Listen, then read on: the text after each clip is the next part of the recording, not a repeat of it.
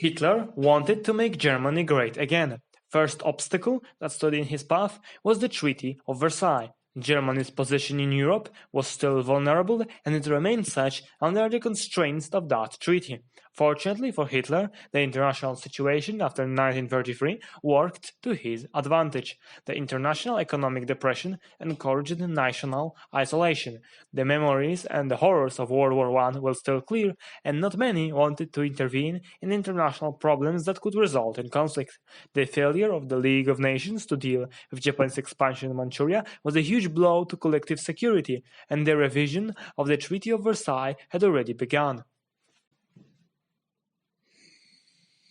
Britain, France, and the United States, the three global powers that defeated Germany 15 years ago, now had their domestic problems and with weak military could not intervene in German plans. Britain was preoccupied with its economic crisis, overstretched resources, and the events in the Far East. France, on the other hand, was concerned by the possible German threat, but was too weak to act on its own. It was politically divided and had major economic problems.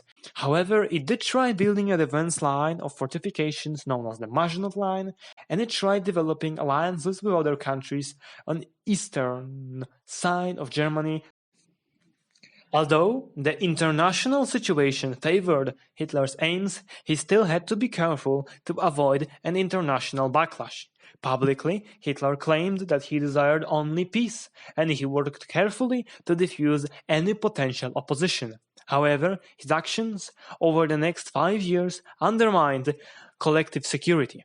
Hitler was able to effectively challenge the Treaty of Versailles and to increase the prestige and power of his own dictatorship and of Germany within Europe. In 1932, the long-planned by League of Nations International Disarmament Conference was organized. The plan was for international disarmament. However, nations could not agree how that could be achieved, neither they wanted to disarm themselves. Germany would participate only if other countries reduced their armaments to Germany's level or allowed Germany to rearm to theirs. When France refused this at the disarmament conference in 1933, Hitler pulled out of both the conference and the League of Nations, claiming that these organizations were a part of a French conspiracy to keep Germany weak and incapable of self-defense. Hitler received high approval for his actions from German people and the freedom he needed to launch an assault on the rest of Treaty of Versailles. Germany's withdrawal from the League was a setback for the concept of collective security. Poland, on Germany's eastern border, was particularly vulnerable and, alarmed at the West's failure to stop Germany's rearming, entered into a 10-year non-aggression pact with German government in January 1934. For the moment, this pact suited Hitler. He was unable to take any action against Poland at this stage, and by signing the pact, he was securing his eastern frontier. It also weakened France's security system in Eastern Europe. France had signed an alliance with Poland in 1921 and had hoped that this would keep pressure on Germany's eastern borders. The Non-Aggression Pact could be used to convince Britain and others that Germany was a peaceful nation. Of course, Hitler had no intention of keeping this agreement. Hitler preferred bilateral agreements to collective security agreements, as these could be more easily broken. He declared privately that all agreements with Poland have a temporary significance. It's no secret that Hitler wanted to annex Austria. So, in 1934, he met with Mussolini to discuss his position on this matter. Mussolini realized that if Hitler wanted to unite all Germans into one nation, parts of Italy would also be his target. Meanwhile, local Nazis, backed by Hitler, killed the Austrian Chancellor, making a move towards union with Germany. Italy responded by sending 100,000 soldiers to the German border, forcing a stalemate until Mussolini would let Hitler annex Austria. In February 1933, Hitler made it clear that the rearmament was very important. With the help of the Soviet Union, Germany started to make weapons and build aircraft, and they continued to train their soldiers and expand their army. In 1935, the Army's previous 7 divisions had increased to 21. Later that year, conscription was introduced and the Army increased to 36 divisions. In March 1933, Hermann Göring, Hitler's minister, revealed the existence of the Luftwaffe, which by the time had around 2,500 planes. Hitler justified this level of weaponry as needed to protect the country against the Soviet army that was growing rapidly. At the beginning of 1936, Hitler focused on Rhineland. Under the Treaty of Versailles, the area was demilitarized. The remilitarization of Rhineland was an important step for Hitler. Germany's rapid food shortage and rising prices caused concerns throughout the population. Hitler needed a quick solution to distract the people from their concerns. Internationally, Mussolini broke his ties with Britain and France, which meant that he needed to form a good relationship with Hitler. In order to do that, he decided to help Hitler take over Rhineland. The France-Soviet Mutual Assistance Treaty was Hitler's excuse to move his troops into Rhineland, which ratified on March 4, 1936. In March 7, 1936, Hitler took his troops into Rhineland. Britain and France stood out of Hitler's way. Germany had succeeded, and Hitler even offered a peace offering. However, the offer stated that Rhineland would be demilitarized, providing that Britain and France make change to the frontier. Hitler also stated that he would be interested in re-entering the League of Nations. Since the civil war in Spain started, Spain became a battlefield between communists and fascists. Just as predicted, Germany and Italy both supported the leader of nationalists in Spain, Franco. Mussolini and Hitler were pushed closer together when they both supported Franco.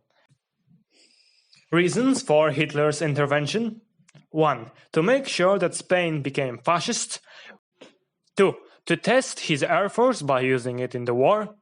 3. After helping Spain nationalists at war, he became able to pose as the defender of Europe from communist threats.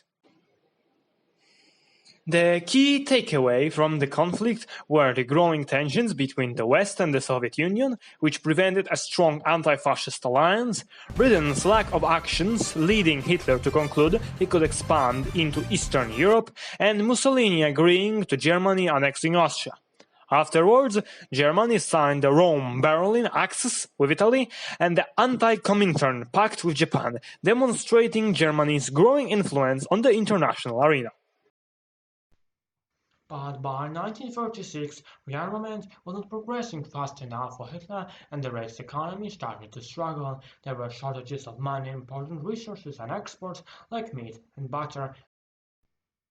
Now Hitler believed that Germany's struggling economy could be only revived by acquisition of land and living space. In preparation for war, he brought the economy closer to the party control via the four-year plan, which he introduced in September 1936 under Göring's leadership. The economic minister, Jamal Schacht, resigned after this decision. He believed it would cause rearmament to move too fast, which in turn would cause an economic crisis. This only served to further reinforce Hitler's position. On November 5th, Hitler called a special meeting with his top generals and war ministers, men like Göring, von Friedrich, Rieder, von Blomberg, and von Neurath. All the main points of the meetings were written down by Colonel Hosbach, Hitler's military assistant, from the notes he had taken during the meeting. He filled the document without Hitler seeing it. According to Hosbach, during the conference Hitler outlined Germany's international situation and proposed several actions that would need to be taken. The aim of the German foreign policy was to make secure and to preserve the racial community and to enlarge it. It was therefore a question of space. The question for Germany was, where could she achieve the greatest gain at the lowest cost? German policy had to reckon with two hate-inspired antagonists, Britain and France, to whom a German colossus in the center of Europe was a thorn in the flesh. Germany's problem could only be solved by the use of force. If the resort to force with its attendant risk is accepted, then there remains still to be answered the question when and how. After that date only a change for the worse for our point of view could be expected. Our relative strength would decrease in relation to the rearmament which would then have been carried out by the rest of the world. If the Führer was still living, it was his unalterable determination to solve Germany's problem of space by 1943–45 at the least. If internal strife in France should develop into such a domestic crisis as to absorb the French army completely and render it incapable of use for war against Germany, then the time for acting against the Czechs would have come. If France should be so embroiled in war with another state that she could not proceed against Germany, for the improvement of our political And everyone who attended was fine with destroying Czechoslovakia. The only concern for some of the ministers, especially Blomberg and von Friedrich, was that such a policy could start a war with France and England before the Reich would be prepared to make such a move. So Hitler took their considerations into account and modified his plans. He didn't do that. Instead, he got rid of them and 60 other generals in February 1946 by appointing himself the supreme commander of the German army. By doing this, he removed anyone who wasn't fully committed to fulfilling Hitler's vision. By doing that, he tightened his grip on the Third Reich even further.